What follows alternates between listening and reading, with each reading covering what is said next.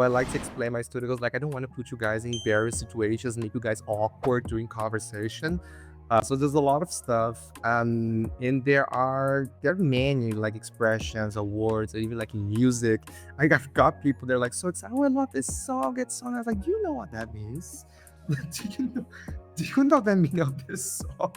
Especially nowadays with pop music. But I would say it's a fun fact that always get people's attention. Yeah, I would fear going into a conversation saying like a normal phrase and be misinterpreted to be like, oh, by the way, you also said like 700 different dirty things. And I'm like, what the hell are you talking about? What you mean?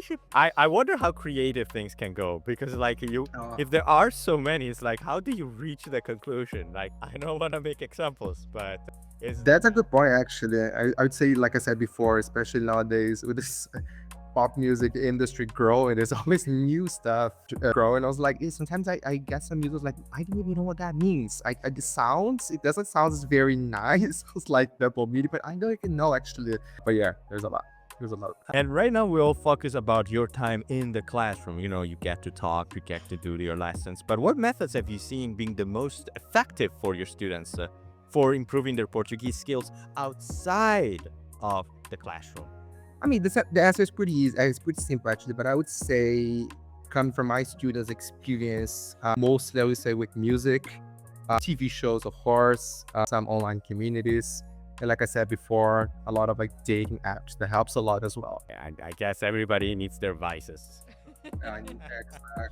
Yeah. But okay, so this is the one side of you. The one side of your coin is the teacher side, the helping people learn about the Brazilian culture and Brazilian language in one-on-one classes or group classes. But there's another side of you, another more, I'd say, like online and global reaching side. Your, let's just say, social media presence. Wouldn't you say? Yes. Brazilian Portuguese. That's my that's my social media. That's my website as well. Can you just talk about? Yeah, I was about Yeah. to ask what inspired you to start Brazilian Portuguese and how to evolve into a full-fledged platform. So the name came, I will never forget this. I was doing a class with my student Jennifer. Jenny, I'm here talking about you. She lives in Los Angeles, California. She works in the entertainment industry in Los Angeles. I remember I was just talking about, I was just talking to her that I'd like to create my brand, doing content for people that is learning Portuguese. And she was like, why don't you play with your name instead of like Portuguese? You could just give, have a perfect name for this. And that's why that was like, wow, that's a fantastic idea. And that's why I play with my name Guilherme instead of Portuguese. I create Brazilian Portuguese. So I would say my students, they were still my biggest inspirations to create this, because when I talk to them, they have like some specific questions if they do want to learn language for a very specific reason. I was like, wow, I would like to make videos to answer your questions. So same way that you're asking me this, I'm pretty sure there's a lot of people uh, that has the same question or want to know about the same thing. They would like to watch my videos.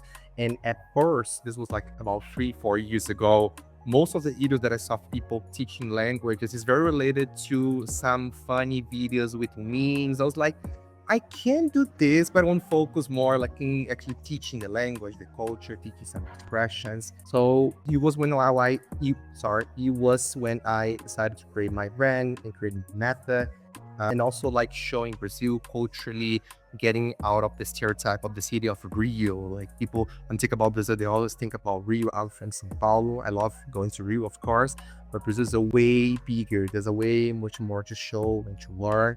So yeah, that was my idea when I started. And and how did this whole inspiration and like answering your students' questions actually develop into a full-fledged platform? The thing with the platform, to be really honest, it was a matter of like trying to make more money, to be honest, because I had my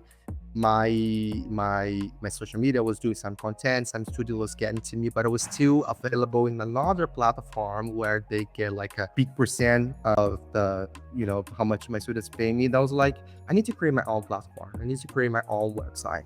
So at the time that I was still available in another platform, I was creating my own method, my classes, all the files that I have.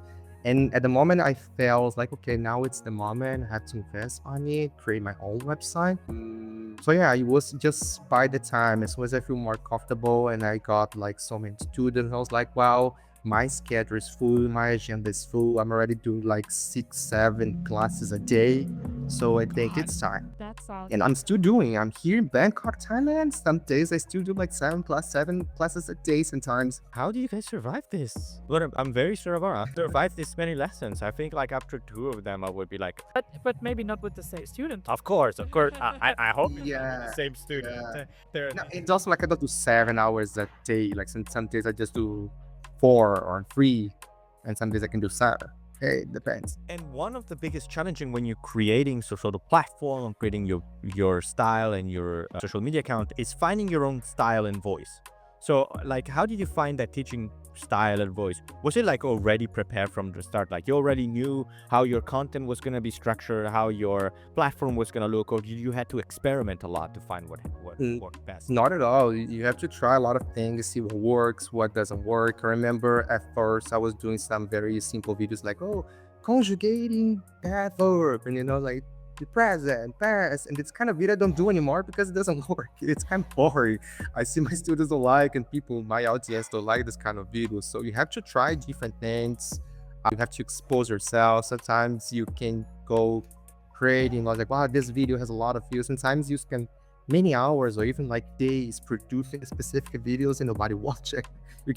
Don't get any feedback from it. So you do have to try different styles, different videos to see which one works. So yeah, not at all. When I started, I had like some inspirations, I had some ideas, some worked and some was. And what was the moment that you realized that social media could be a serious place for education? So like I said before, I think social media, it's good for all kind of business. If someone is teaching language, if they're not on social media, I would like to know where are they? So how they are attracting their students. I think social media is a fantastic place to get people's attention, to people get to you. Yesterday, by the way, I had a student from Milan, from Italy. She found me on Instagram. She found me on Instagram. I had a first class with her yesterday. So of course, at first, when you start getting a social media, you just have like a couple of followers. They're mostly your friends and family. So people, they don't like trust you a lot. It's like, oh, this guy's just starting. Like everything in life, you have to start it. At one point, you're gonna have to start it, so nobody's gonna know who you are, but it's fine. I think social media is an incredible place for all kind of business if you just focus on it, just with your own personality. If you do with consistency, it works. And that part about being yourself, that's a very contentious part in the world of like content creators and different personality. I would say influencers because that's more like the thing that I have used to. And every time that you talk to somebody about creating your own social media content, they always say, oh, you have to be authentic. And it's, yeah, okay, you could do that. You could be yourself, but it's also very hard to balance. It's not easy. Like just being yourself, it's hard. So my question, as someone that has kind of built a following, a pretty impressive one as well, like how do you balance creativity, consistency, and authenticity when sharing your language content online? Because at least when I used to work with influencers back in my day, that is not a very easy question to ask. There takes a lot of work, but I wanted to know your perspective.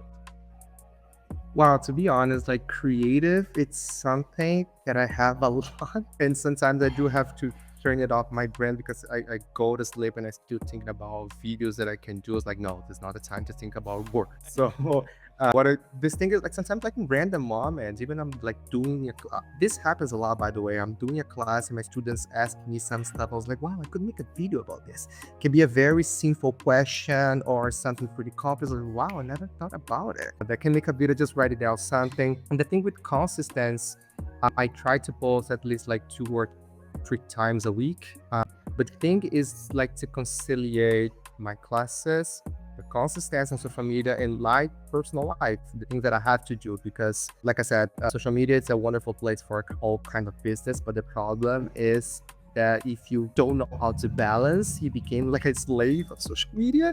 So I would say that's the biggest challenge that I'm learning. It's about the consistency and how to balance this with classes and what I have to do for my personal life. I could imagine like you're editing the times like I would be scared to make this, but like to have all of this time to do lessons and then like, oh God, I have now to edit videos. Oh no. Like I struggle when I have to edit this podcast.